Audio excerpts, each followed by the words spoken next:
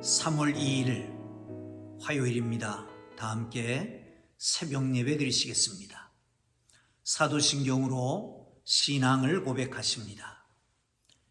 나는 전능하신 아버지 하나님 천지의 창조주를 믿습니다. 나는 그의 유일하신 아들 우리 주 예수 그리스도를 믿습니다.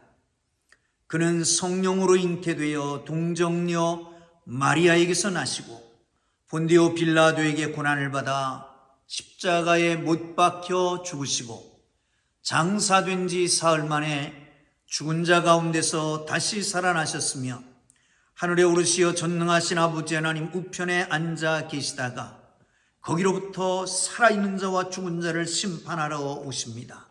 나는 성령을 믿으며 거룩한 공교회와 성도의 교제와 죄를 용서받는 것과 몸의 부활과 영생을 믿습니다. 아멘. 참 314장을 찬송 드리십니다. 314장입니다.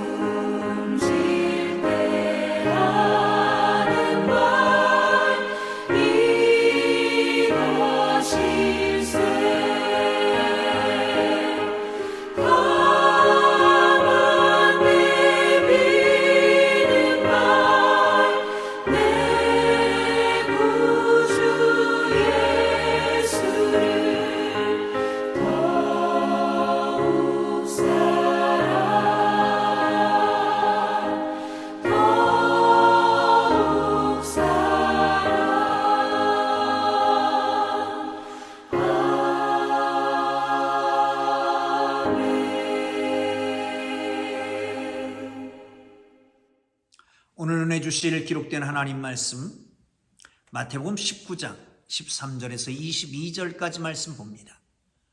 마태복음 19장 13절에서 22절까지 말씀입니다.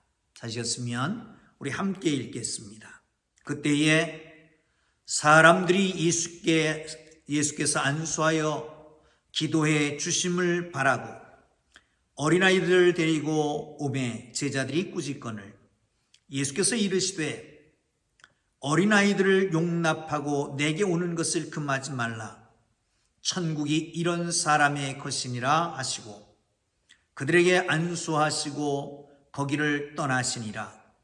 어떤 사람이 주께 와서 이르되 선생님이여 내가 무슨 선한 일을 하여야 영생을 얻으리이까?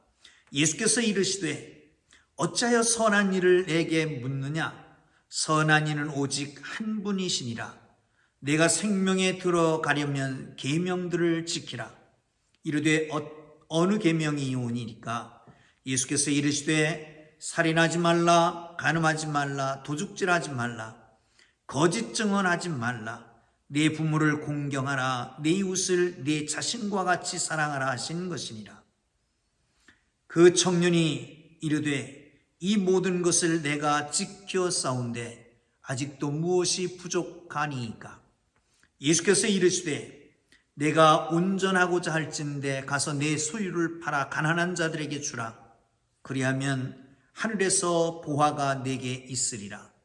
그리고 와서 나를 따르라 하시니 그 청년이 재물이 많음으로 이 말씀을 듣고 근심하며 가니라. 아멘.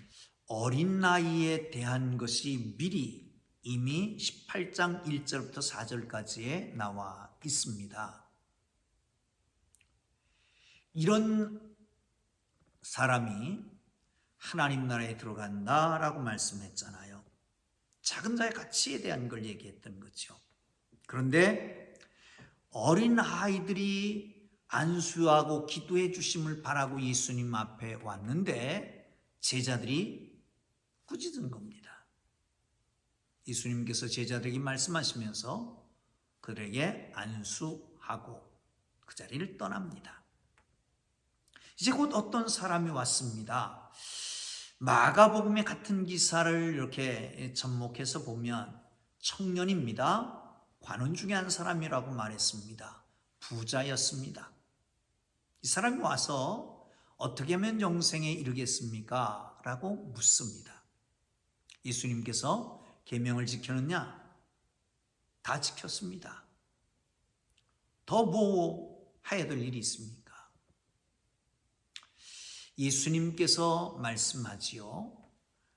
내 재물을 다 팔아서 가난한 사람에게 주고 너는 나를 따르라. 그러면 하늘에 보화가 있으리라. 이 사람이 부자이기 때문에 근심하며 떠났더라라고 하는 말씀입니다. 사랑하는 성도 여러분, 오늘 이 어린아이에 대한 말씀을 하는 것은 맥락을 이어가야 됩니다. 앞에 바로 결혼, 올바른 결혼에 대한 것, 그리고 독신에 대한 것을 꼭 꼬집어서 규제화하지 않았습니다. 이런 맥락에서 이해해야 될 것입니다. 어린아이가 중요하다는 거지요. 하늘나라에 들어가는 사람들의 표본이 되기도 한다는 겁니다. 겸손하고 철저하게 의존적인 거지요. 그런데 당시에는 거의 12살 이전에 반수가 죽었다고 그럽니다. 그 지역에 고대 근동 지역, 예루살렘, 유대 빼고 이 지역에는 너무 살기가 어려우니까 이 어린아이를 그냥 마구 버리기도 했다는 거죠. 유대에서는 회당에서나 아니면 동리마다 랍비들이 오면 어린아이를 데리고 와서 안수하고 기도해 주기를, 축복해 주기를 바라고 예수님 앞에 데리고, 아니 선생님들 앞에 데리고 왔습니다. 예수님 앞에도 데리고 와서 예수님 앞에 오려고 그러는데 제자들이 꾸짖는 겁니다. 예수님 제자들을 꾸짖고 용납하고 금하지 말라, 안수해주고 축복해주고 갑니다. 여기서 우리 주목해야 될 것이 있습니다. 첫째는 예수님은 약한 자 어린아이들을 안고 축복해 주셨다는 거예요. 순수한 마음, 단순한 마음을 가지고 주님 앞에 나오는 사람은 우리 주님의 은혜를 받고 안수를 받고 축복을 받는 거죠. 여러분, 안수라고 하는 것은 머리에 손을 얹고 기도하면서 축복하는 게 안수잖아요. 그냥 안수 받아서 되는 게 아닙니다. 먼저 마음이 열려 있어야 됩니다. 단순한 어린아이 같은 마음이 있어야 됩니다. 철저하게 의존적이어야 됩니다. 그럴 때에 안수한 그 축복의 내용이 그대로 이루어지게 되는 걸 믿으시기를 축복합니다. 두 번째는 어린아이에 대한 관심입니다. 요즘 특별히 우리 교회 학교에서도 걱정입니다. 어린아이들이 많지 않아서요. 그런데 어린아이에 대한 관심을 가져야 됩니다. 그런 말이 있잖아요. 5년의 앞을 내다보는 교회는 청년들에게 투자하고 10년을 내다보는 교회는 청소년들에게 투자하고 그리고 15년을 내다보는 교회는 초등학교 아이들에게 투자한다라고 하는 겁니다. 여러분, 거기에 비전이 있습니다. 어린아이에 대한 약한 자에 대한 관심을 가지고 특별히 다음 세대를 키워가는 하나님의 교회가 되기를 주님 이름으로 축복합니다. 또 한 가지 짚고 될 것이 있습니다. 뭐냐 하면 어려서부터 신앙생활을 해왔던 믿는 집안의 가정의 자녀들, 어려서부터 교회를 다니고 아버지가 신앙생활을 한다고 해서 아이들까지도 신앙이 바르게 서는 것은 아닙니다. 그러므로 우리 자녀들을 어려서부터 주님을 의존하도록, 주님을 믿도록 길을 열어야 합니다.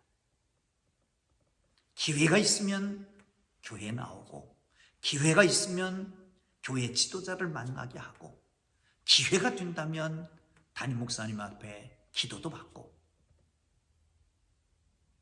사랑하는 성도 여러분, 믿음의 명문가는 그냥 이루어지는 게 아닙니다.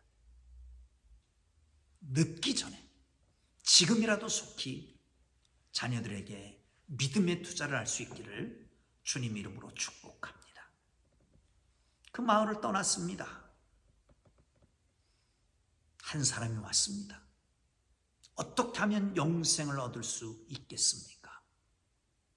그런데 여기 중요한 것이 있습니다. 이 사람은 젊은 사람입니다. 관원입니다. 부자입니다. 영생에 대한 관심까지 있습니다. 완벽합니다. 여러분, 나이가 젊은데 관원이 되기가 쉽지 않았어요.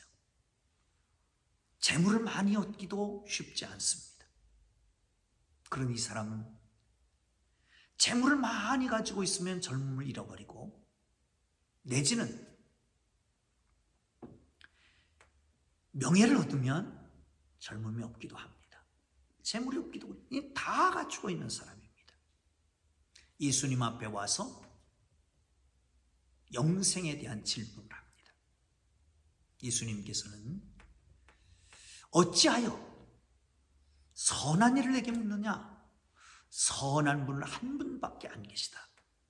여기서 중요한 것은 어떻게 하면 어떤 선한 일을 해야 영생을 얻겠습니까? 이 말 속에는 그 뒤에 자기가 율법을 다 지켰다라고 말하잖아요. 어려서부터 다 지켰다라고 말합니다. 그런데 선한 일을 하여 영생을 얻는다. 생각을 하는 거예요. 율법을 다 지키면서도 뭔가 부족함을 느낀 거죠. 허탈함을 느끼는 겁니다. 뭔가 조마조마한 걸 느끼는 거죠. 그래서 예수님 앞에 나와서 질문하는 겁니다. 영생은 율법을 지키면 되는 줄 알았는데 율법을 다 지켜왔는데 안 됩니다. 이것 말고 선한 일을 뭐 해야 될 것이 있습니까? 질문하는 겁니다. 사랑하는 성도 여러분, 그렇습니다. 그 행위 갖고 영생을 얻는 건 아닙니다. 중요한 것이 있습니다. 여기 이 계명을 지켰느냐라고 하면서 6번째부터 얘기합니다. 10계명 중에 6번째, 살인하지 말라. 7째, 간음하지 말라. 8째, 도둑질하지 말라. 거짓 증거하지 말라. 9번째까지. 그리고 내 이웃을 내 몸과 같이 사랑해라 라고 하는 계명까지. 여기서 중요한 것은 대신 계명, 하나님에 대한 계명은 없고 인간에 대한 계명만 있습니다. 여러분, 구원이 하나님과의 관계에서만 이루어지는 건 아닙니다. 윤리적인 것이 따라와야 되는 거죠. 하나님을 사랑한다라고 하면서 보이는 이웃을 사랑하지 않는 것은, 하나님을 사랑하는 것은 거짓말이라고 말합니다. 윤리가 필요해서 구원하는 거예요. 윤리적으로 살아야 구원하는 건 아니지만 영생을 얻기 위해서 중요한 것 중에 하나가 윤리적인 삶이라고 하는 거예요. 여러분, 그렇습니다. 그들에게 우리는 다가가야 됩니다. 그들에게 복음을 증거해야 됩니다. 구원 얻게 됩니다. 하나님의 사랑을 전해야 됩니다. 그러므로 그들에게 같이 가야 되는 것이죠. 자, 또 한 가지 가야 될 것이 있습니다.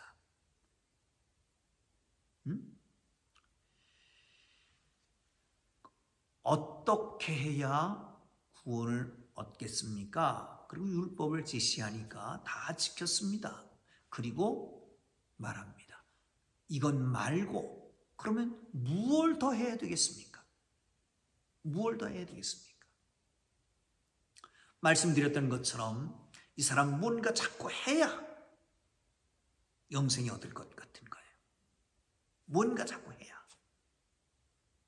그러니까 다른 말로 하면 지금까지 해왔던 율법 가지고는 안 된다라고 하는 것을 알고 있는 거지요.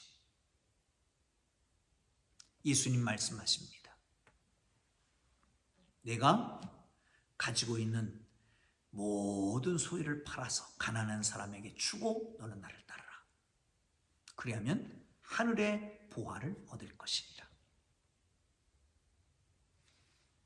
여기서 중요한 것은 그의 가치를 바꿔놨다는 거예요. 세상적인 가치를 하늘의 가치로. 이거를 팔아서 가난한 사람들에게 주고 나를 따르면 하늘의 보화가 있을 것이다. 지금 가지고 있는 보화를 다 버리고 나를 따르면 하늘의 보화가 있을 것이다. 여러분, 예수님을 따르는 모든 사람에게 내가 다 팔아서 가난한 사람에게 주고 나를 따르라고 하는 요구한 사람은 그렇게 많지 않습니다. 누구에게나 그렇게 했던 것은 아닙니다. 그런데 이 사람에게는 그게 필요했던 거예요. 왜? 하나님과에 대한 계명, 1계명, 2계명, 하나님 외에 다른 신이 없다라고 하는 계명, 하나님 말고 다른 하나님을 형상을 만들지 말라고 했던 이 2가지 계명을 어기고 있는 거죠.